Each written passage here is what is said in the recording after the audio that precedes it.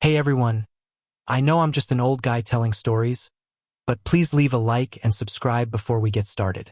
Let's dive into today's tales. Before I jump into the story, I just want to say that all of these are just conspiracy theories, and none of it has been proven. Thanks for understanding, let's get into it. It all began one night when I was really bored and decided to check out the dark web. I'd always been curious about it since everyone talks about how mysterious and dangerous it is. So I figured, why not? I made sure my computer was secure, used a special browser, and followed every safety tip I could find. First, it was pretty uneventful. I found some shady online stores, political forums, and hacker groups. It was interesting, but nothing too wild. Then I stumbled upon a forum called The Real Truth. The users there had names like Watcher and The Eye. The posts were all about secret societies and global conspiracies. The term Illuminati popped up a lot, and there was talk about a new world order.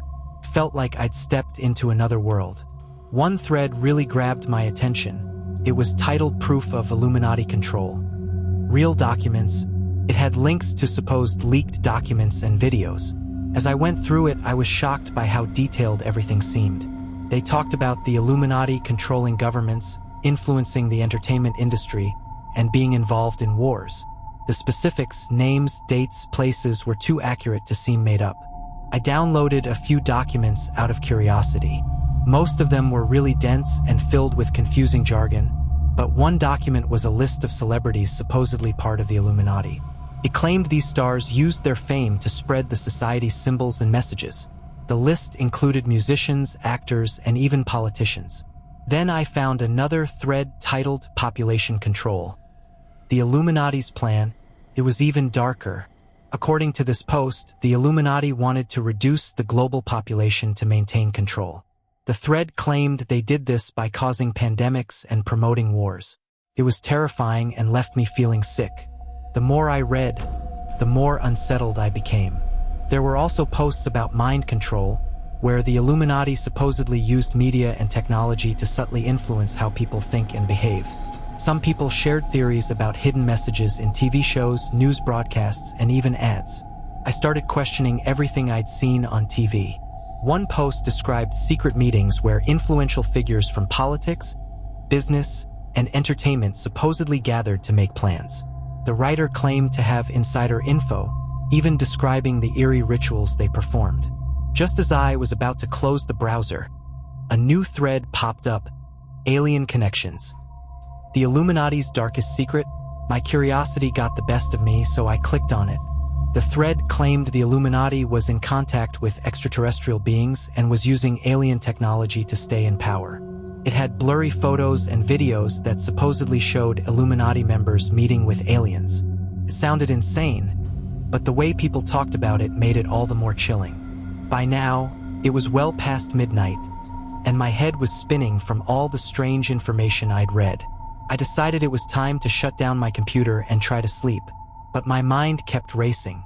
I couldn't shake the feeling that I had discovered something I wasn't supposed to see. As I lay in bed, I heard a strange noise outside my window. Could have been a cat or the wind, but in my paranoid state, it felt like something more sinister. I got up and checked all the locks on my doors and windows, just in case. That night, I had a series of vivid nightmares. Shadowy figures watching me, secret meetings in dark rooms, and alien beings with cold, emotionless eyes. I woke up multiple times, drenched in sweat, heart racing. The next morning, I decided to take a break from the dark web, but the things I had read still lingered in my mind. I couldn't stop thinking about them. The dark web had opened my eyes to a whole new world of conspiracy and fear, and there was no turning back. So the next night I logged back in. I couldn't help myself. I was hooked. There was a new thread titled Illuminati Symbols Everywhere. Proof in plain sight. It talked about how the Illuminati uses symbols to show their control. People posted pictures of the all-seeing eye on the US dollar, in company logos, and even in music videos. It was creepy to think that these symbols could be all around us. Another post talked about how the Illuminati controls the entertainment industry. It claimed that many celebrities used their fame to spread the society's messages. There were video clips showing hidden symbols in music videos, Some of them seemed far-fetched, but others were pretty convincing. I also found a post about the Illuminati controlling the financial system. The theory said they had a hand in major banks and financial institutions, manipulating economies and markets for their own benefit. It made me wonder about past economic crises and whether they were somehow tied to this. One thread that really got to me was about population control. It said the Illuminati orchestrated events like pandemics to reduce the global population. It claimed they spread diseases and created wars to cause mass casualties. It was a chilling thought, and I felt a cold shiver as I read it. There was also more on mind control. The post said the Illuminati used the media to shape how people think and act, with hidden messages in TV shows, news broadcasts, and ads. It made me question everything I saw on TV. I found another post that described secret meetings. It said influential people from politics, business, and entertainment met in dark rooms to plan their strategies, and the details were vivid, describing strange rituals. It sounded like something out of a movie, but the way it was written made it feel real. One of the most bizarre threads was about alien connections. It claimed the Illuminati was in contact with extraterrestrials and used alien technology to keep their power. There were blurry photos and videos that supposedly showed these meetings. It all sounded crazy, but by now I was willing to believe almost anything. The more I read, the more absorbed I became. Even though everything seemed unbelievable, I couldn't stop reading. But the more I read, the more paranoid I got. I started feeling like I was being watched, like someone knew I was uncovering these secrets. I kept looking over my shoulder, expecting to see someone lurking in the dark. Finally, I forced myself to shut down my computer and go to bed. But even then, I couldn't shake the feeling that I had uncovered something huge, something I wasn't supposed to know. I lay awake for hours, my mind racing. The next morning, I felt exhausted and uneasy. I tried to go about my day, but the theories I'd read kept playing in my mind like a puzzle I couldn't solve. I had to know more, even if it meant diving deeper into this dark world. So the next night, I went back to the forum. I couldn't stay away. I found a new thread called Exposing the Puppet Masters. This one listed names of politicians, business leaders, and even royals supposedly part of the Illuminati. It was creepy seeing how all these powerful people might be connected. Another post talked about world events being planned by the Illuminati. It claimed that wars and political issues were distractions, meant to keep us from seeing what was really going on. It made me wonder if everything happening in the world was just part of a bigger plan. There was another post about mind control, saying the Illuminati used technology to control how we think and act. It talked about subliminal messages in TV shows, ads, and social media algorithms. It made me question how much of what I see every day is actually my own choice. One of the most disturbing threads was about experiments. It claimed the Illuminati did secret tests on people without their knowledge, testing new mind control techniques and even genetic changes. There were stories from people who believed they were victims of these experiments. Their accounts were detailed and chilling. I found more posts about secret bases where these experiments and meetings supposedly took place. These places were said to be in remote locations and heavily guarded. Some users even posted satellite images and maps showing where these places might be. It was terrifying to think there could be entire facilities dedicated to such dark activities. Then there was a thread about the New World Order. This post claimed the Illuminati wanted a one-world government. Global agreements and organizations were supposedly part of their plan. The idea was that we were being led into a future where freedom wouldn't exist. It was a chilling thought, and as I read more, I noticed something strange. Many of the users who posted the most detailed information had disappeared. Their accounts were deactivated, and their posts were gone. Felt like they had been silenced. That night, I heard noises outside my window again. This time, it sounded like footsteps. I froze, listening. The footsteps stopped, and I peeked out, but saw nothing. My heart was pounding. I couldn't shake the feeling that someone was watching me. I decided to take a break from the forum. I needed to clear my head. But even when I tried to stay away, I couldn't stop thinking about everything I'd read. The theories, the connections, the disappearances, it all felt too real. When I finally went back to the forum, I noticed it had changed. Some threads were gone, and some users hadn't posted in days. It was like the forum itself was being watched and controlled. I posted a few questions asking if anyone else had noticed the changes, but I got no replies. That's when I realized I had to be careful. Maybe I had gotten too deep. I decided to save everything: screenshots, documents, notes. I didn't know what I'd do with them, but I felt like I had to protect myself. I still can't shake the feeling that I've uncovered something dangerous. The more I learn, the more questions I have. I don't know if I'll ever get to the bottom of it, but I can't stop now. This journey has changed how I see the world, and there's no going back. So I went back one last time looking for answers. I found a thread called "The Ultimate Truth."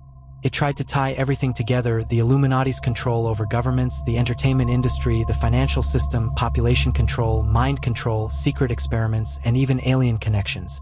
Reading through it, I realized that all of it was just conspiracy theories. None of it was proven. Everything was based on speculation and coincidences. Yet, despite the lack of solid evidence, it all made a strange kind of sense. The connections and patterns felt too real to ignore. But I understood that everyone has to decide for themselves what to believe. After everything, my biggest takeaway is to be cautious. The dark web is full of unknown dangers, and it's easy to get lost in these theories. For your own safety, it's better to stay away from those dark corners of the internet. My journey down this rabbit hole has made me more paranoid and fearful, and I don't want that for anyone else. Stay safe, everyone. Remember, not everything you read online is true. It's important to question things, but don't let the questions take over your life. The documents I crawled through were even more terrifying. They were scanned copies of reports that looked official, detailing all sorts of experiments. The language was vague and technical, but the implications were chilling. One report talked about temporal displacement and psychic enhancement, with notes on the mental and physical condition of the test subjects. It was written in such a cold, detached way, like they were discussing lab animals instead of human beings. Then there were the audio recordings. They were old and crackled, but you could still hear fragments of conversations between scientists, muffled screams from the subjects, and the eerie hum of machines. Listening to them felt like spying on a nightmare. Each sound a glimpse into a world filled with pain and terror. By the time morning came, I was deeply disturbed, yet somehow hooked. I realized I had ventured into dangerous territory, learning things that powerful people were desperate to keep hidden. But I couldn't stop. The more I learned, the more I needed to know. This was just the beginning. The deeper I dug, the darker and more twisted the story became. The Monarch Project was just the start, and what lay underneath it was a darkness that threatened to change everything I thought I knew about reality. After that first night, I couldn't stop thinking about the Monarch Project. Every free moment I had, I was back on the forum, reading through posts and trying to piece everything together. It didn't take long before I started noticing patterns and connecting dots that led me even deeper into this mystery. One night, I came across a post from someone named Truthseeker84. They claimed to have documents linking the Monarch Project to other secret experiments across the country. According to them, Monarch was just one part of a much larger operation. They mentioned places like Camp Hero, Brookhaven National Laboratory, and even some old, abandoned schools and hospitals. Truthseeker84's post had links to more files, but they were encrypted. I had to figure out how to decrypt them, which added a whole new layer of paranoia to everything. The files included blueprints, experiment logs, and lists of names.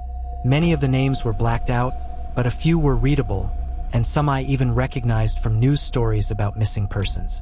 It felt like I was piecing together a terrifying puzzle. One document that really scared me was a log about an experiment called Project Rainbow. It detailed tests on teleportation and time travel using huge electromagnetic fields. The results were inconsistent, often disastrous. Subjects would return with severe mental and physical problems, describing strange visions and feeling like they had been gone for years, even though only minutes had passed. Another disturbing discovery was a series of interview transcripts with surviving test subjects. These people described being taken from their homes, drugged, and subjected to painful, bizarre experiments. One man remembered being placed in a tank filled with some kind of strange liquid that made him feel like he was floating in space. He saw flashes of different times and places, some familiar, others completely alien. His descriptions matched what other survivors had said. The more I read, the more I came across mentions of something called the Mnemonic Boys. This was supposedly a group of children taken from the streets or orphanages and used in experiments. They were trained to develop psychic abilities like remote viewing and mind control.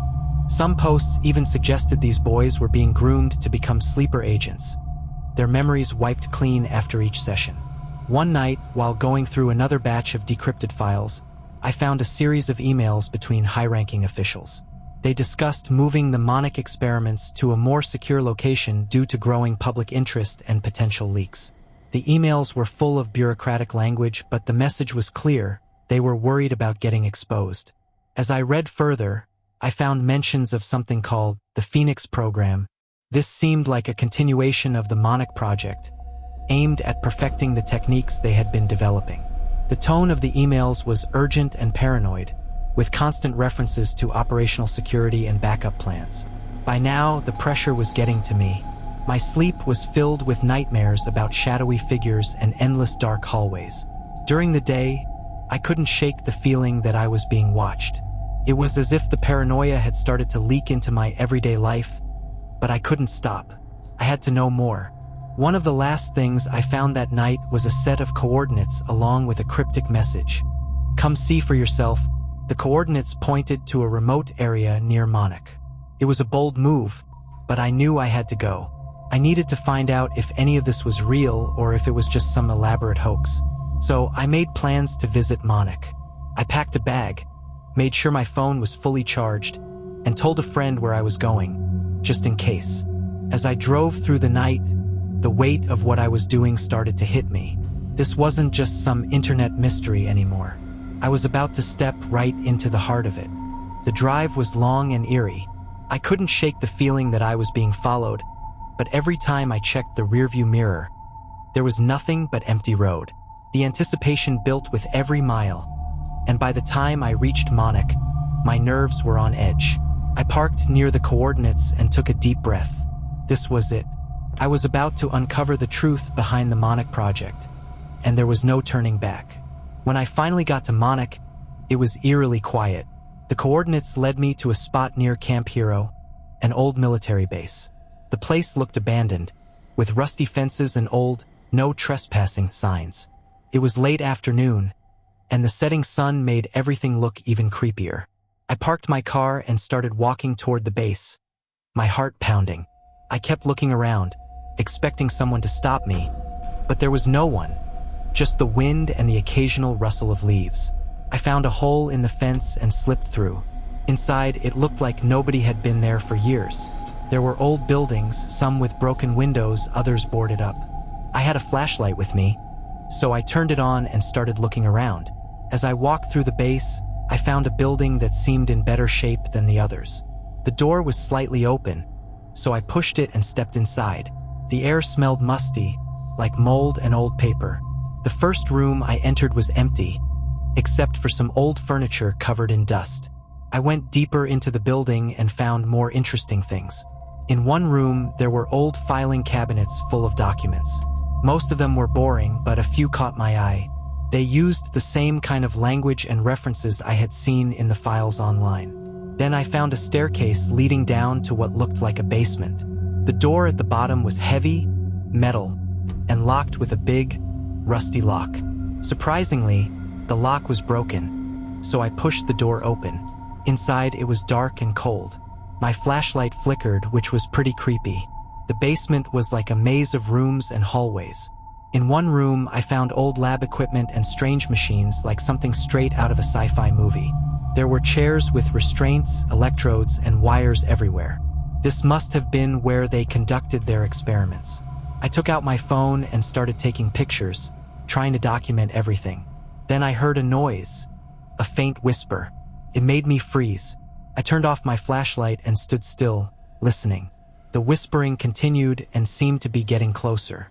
Panicking, I hurried back through the maze of rooms and up the stairs. I didn't stop until I was outside. Back in the fading light, I took a moment to catch my breath and calm down. I didn't know if the whispers were real or just my imagination, but I wasn't sticking around to find out. I made my way back to the car, constantly looking over my shoulder. Even as I drove away, I couldn't shake the feeling that I was being watched. When I got home, that feeling still lingered.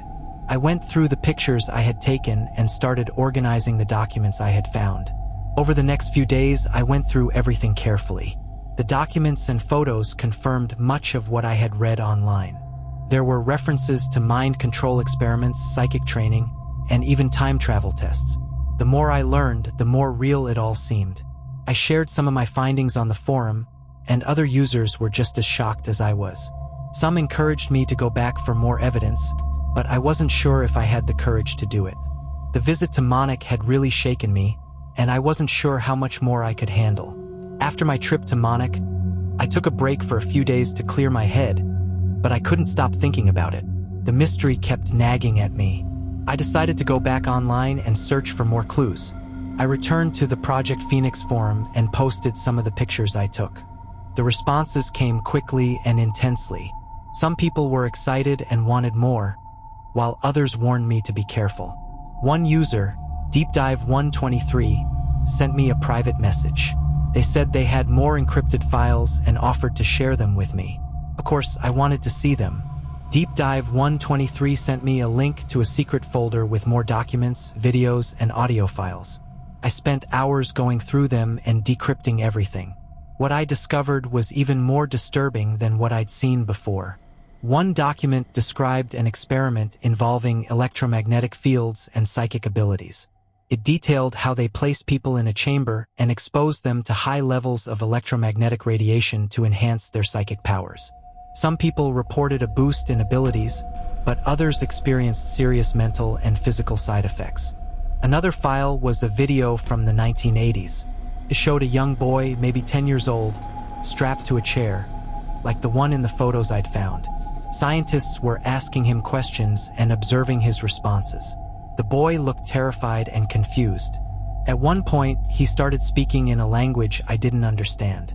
The video cut off abruptly, leaving me with even more questions. The audio files were the hardest to listen to. They were recordings of conversations between scientists discussing the experiments in a cold, clinical way. There were also recordings of the subjects during the experiments, their voices full of fear and confusion. One particular recording stood out. A subject described a place that didn't exist in our time, talking about strange landscapes and creatures that sounded like they were from another world. I shared some of these findings on a forum, and the reactions were mixed. Some people were shocked, while others didn't believe me. A few users suggested I go public with the information, but I wasn't sure if that was a good idea. Others warned me to be careful, saying that people who got too close to the truth often disappeared. One night, while I was deep into my research, I received a call from an unknown number. The voice on the other end was calm but serious. They told me to stop what I was doing and delete everything I'd found. Before I could respond, they hung up. Freaked me out. How did they have my number? Who were they? I started feeling paranoid, constantly checking over my shoulder and making sure my phone wasn't being hacked. I knew I was in deep, but I couldn't stop now. I had to find the truth no matter the cost. I decided to reach out to a few journalists anonymously, sharing parts of the information I'd gathered. I hoped they could help expose the story without revealing who I was. It was risky, but I felt I had no choice. While waiting for their responses, I kept digging. The Monto project, the experiments, the missing people, it was all connected. I just needed to find the last piece of the puzzle. But the closer I got to the truth, the more dangerous it seemed. The secrets of the Monto project were dark, and uncovering them might come with a heavy price. The days after the call were tense. I kept my phone on silent and always checked my surroundings. It felt like someone was watching me, and the paranoia was starting to take over. But I couldn't stop. I had to keep going. Finally, I heard back from one of the journalists I had contacted. They were interested in my findings and wanted to meet in person. We arranged to meet at a busy coffee shop. I brought all my files, photos, and documents with me. The journalist listened carefully, asked questions, and took notes as I went through everything. After the meeting, I felt a mix of relief and anxiety. I had handed over everything, but I still felt uneasy. The journalist promised to look into it and get back to me. Days turned into weeks, and I didn't hear anything. I kept checking the forum and posting updates, but I noticed that some of the more active users had gone quiet. It was unsettling, but I tried to focus on other things to distract myself. Then, one evening, I got an email from the journalist. They thanked me for the information but explained that they couldn't find any solid evidence to support my claims. The documents, photos, and videos were interesting, but they weren't enough to prove anything concrete. I felt both disappointed and relieved. I had spent so much time and energy on this, but in the end, it seemed like all I had were rumors and speculation. Looking back, it was clear I had gotten caught up in the excitement and mystery. The stories were compelling, and the evidence seemed real, but without solid proof, it didn't mean anything. These were just conspiracy theories, interesting, sure, but just stories people tell. I decided to step back from the forum and the dark web for a while. I needed to clear my head and focus on things that were real and tangible. The Monto Project would remain a strange chapter in my life, a reminder of how easy it is to get lost in the search for truth. In the end, I learned a lot about myself and the nature of conspiracies. They can be fascinating and even terrifying, but without real evidence, they're just stories. This is a warning for anyone who thinks the dark web is just a scary story or a playground for thrill seekers. It's real, and it can mess up your life in ways you can't even imagine. Here's my story. I'm a pretty regular guy. I live in a small town, work a 9-to-5 job, and spend most of my free time gaming or watching Netflix. A few months ago, I came across some YouTube videos about the dark web, the top 10 scariest things found on the dark web kind of videos. I got curious, and my curiosity got the best of me. I decided to explore a bit, thinking it was all exaggerated. Couldn't have been more wrong. It started out harmless enough. I downloaded Tor, got a VPN, and started browsing. Most of it was boring. Forums, marketplaces, nothing too shocking. Then I found a site with a simple black background and a chat box. It didn't have a name, just an IP address. Out of boredom, I typed "hello" into the chat. Big mistake. At first, it seemed like a normal chat room, with random people talking about tech, sharing weird memes, and discussing conspiracy theories. Then someone with the username Evil messaged me directly. "Nice to meet you, Michael." My heart skipped a beat. I hadn't given my name. I replied, asking who they were and how they knew me, but got no response. I tried to brush it off as a lucky guess and logged out, but the unease stayed with me. The next day, I noticed my computer acting weird. Programs opening and closing on their own. The webcam light turning on even though I hadn't used it. I ran a virus scan, but it came up clean. I unplugged and plugged my webcam back in, but it didn't help. A week later, I received a package at my door. No return address. Inside was a USB stick. Against my better judgment, I plugged it into an old laptop not connected to the internet. It contained a single text file named Instructions. The file read, "You have been chosen. Complete the tasks or face the consequences." I laughed nervously, thinking it was a prank. But then my phone buzzed with a text from an unknown number. "Check your email." Sure enough, there was a new message from Evil 2, contained a video file. I hesitated but clicked play. The video showed surveillance footage of me walking into my house, grocery shopping, even sleeping. Someone had been watching me, and they knew my routine. Panic set in. I called the police, but they couldn't do much without any direct threats or proof of a crime. I changed all my passwords, installed new security software, and bought a new computer. For a while, things were quiet, and I thought it was over. I was wrong. A month later, things escalated. My social media accounts were hacked, and disturbing posts started appearing in my name. Posts supporting a cult I'd never heard of, worshipping some dark entity called Niara. My friends and family were horrified and confused. I tried explaining it was a hack, but the damage was done. People started distancing themselves from me. One night, I woke up to the sound of my doorbell ringing nonstop. Groggy and annoyed, I stumbled to the door, only to find no one there. But on my porch was a symbol painted in red, an intricate design with an eye in the center, staring at me. I quickly washed it away, my hands trembling. I thought about leaving town, but the messages made it clear they knew my every move. "Run and it gets worse," one said. Things only got worse after that. I started receiving strange packages. Black candles, bones, cryptic notes in a language I didn't understand. Each package was more disturbing than the last. I had to find out more about Niara and this cult. My only hope was to understand why they were targeting me and how I could make it stop. I spent hours online, diving into obscure forums and websites, piecing together whatever I could find. Niara, it seemed, was an ancient entity worshipped by a secretive cult. Their rituals promised power and fortune to followers, but at a terrible cost, often involving human sacrifice. Then, one night, as I was deep in my research, my computer screen went black. A single message appeared: "You've been chosen to serve. Prepare yourself." That's when the real terror began. This is just the beginning of my story. Trust me, things only got darker and more twisted from here. I'll update soon with the next part, but for now, be careful out there. The internet is a dark and dangerous place, and you never know who might be watching. Hey everyone, I'm back with part 2. Things got really bad after that last message. I still can't believe everything that happened, but here it goes. After getting that message saying I had been chosen to serve, I was on edge all the time. I barely slept, constantly checking my windows and doors, making sure everything was locked. But it didn't help. One night, I was watching TV trying to distract myself when I heard a noise from the backyard. It sounded like someone was moving around back there. My heart started racing.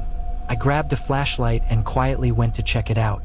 When I got to the back door, I saw shadows near the trees. There were people out there, and they were looking right at my house. I freaked out and called the police. While I was on the phone, I heard a loud crash from the front of the house. I ran to see what it was, and there was a brick in my living room with a note attached. The note read, "Come outside, Michael. Join us or face the consequences." I told the police everything, and they promised to send a patrol car. But by the time they arrived, the people in the backyard were gone. The officers did a quick check around the house but didn't find anything. They told me to call if anything else happened and left. I didn't feel safe at all. A couple of nights later, it got worse. I woke up in the middle of the night to the smell of smoke. My heart pounded as I jumped out of bed and ran to the living room. There, I saw small fires burning in a circle around my house, like some kind of ritual. I grabbed a fire extinguisher and put them out, but as soon as I did, I heard chanting from outside.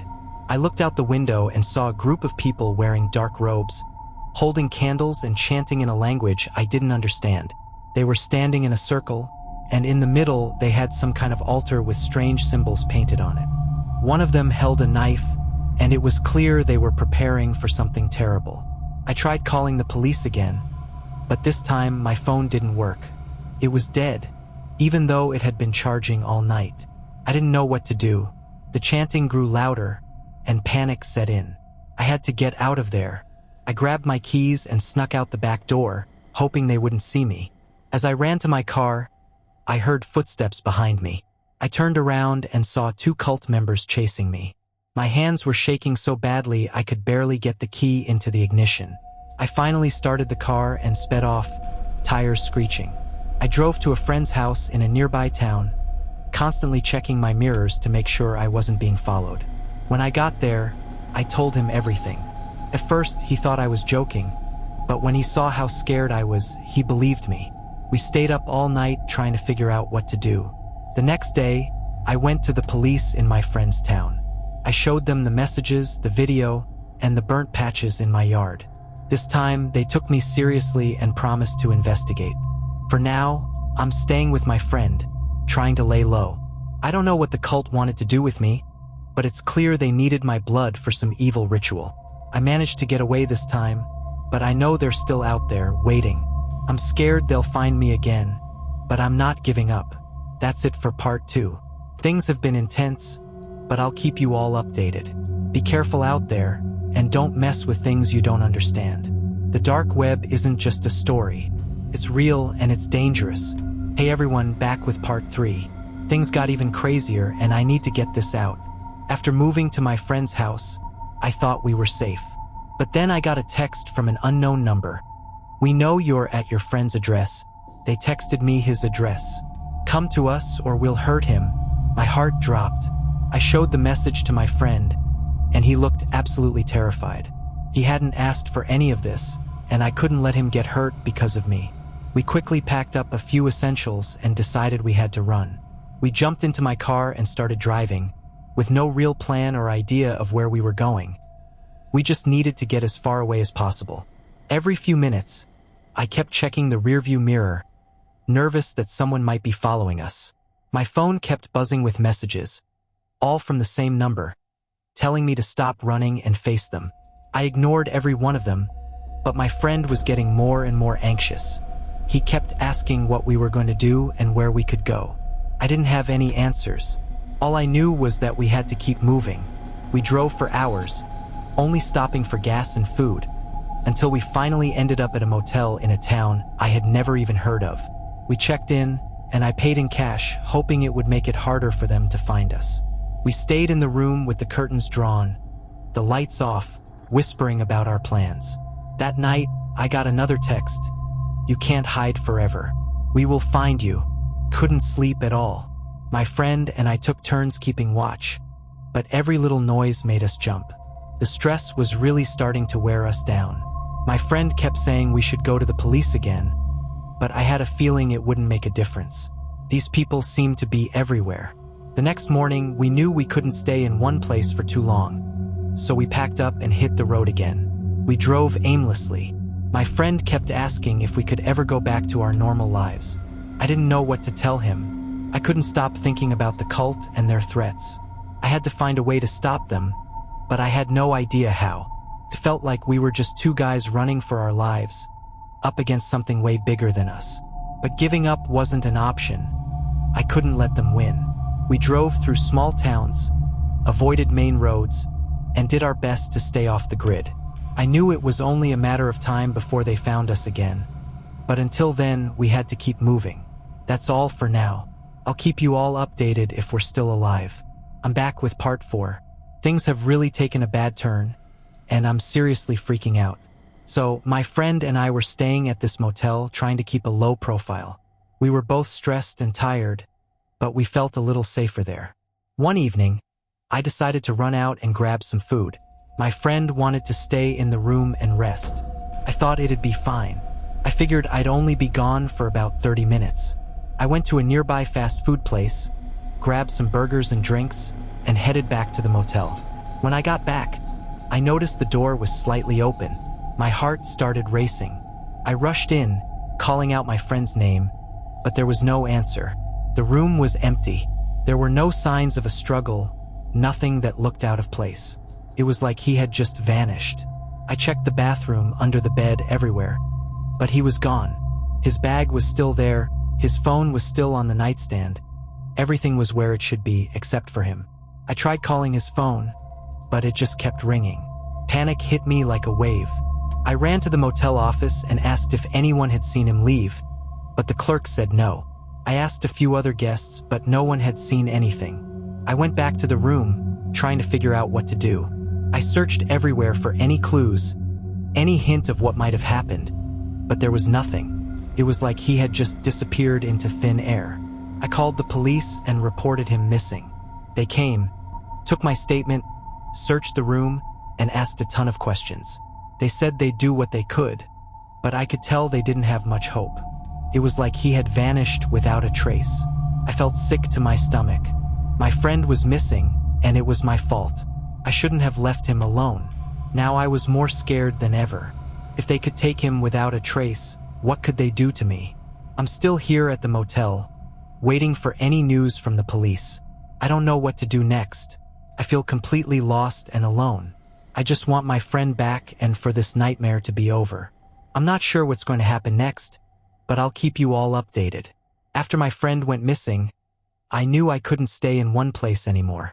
The cult was dangerous, and they could hurt anyone close to me. I made the decision to disappear completely. I booked a flight to a small country on the other side of the world, hoping they wouldn't be able to find me there. I changed everything about myself. New hairstyle, new name, a whole new identity. I didn't tell anyone where I was going, not even my family. I had to cut all connections to keep them safe. It's been 6 years since I last saw my friend, and I still think about him every day, wondering if he's okay. I never found out what happened to him.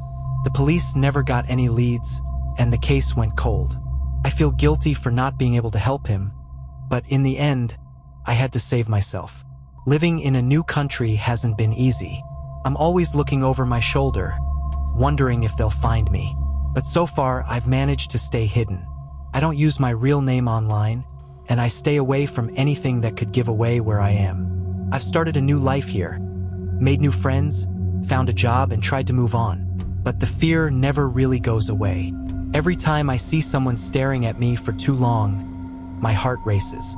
I don't know if I'll ever feel truly safe again. This is my last update.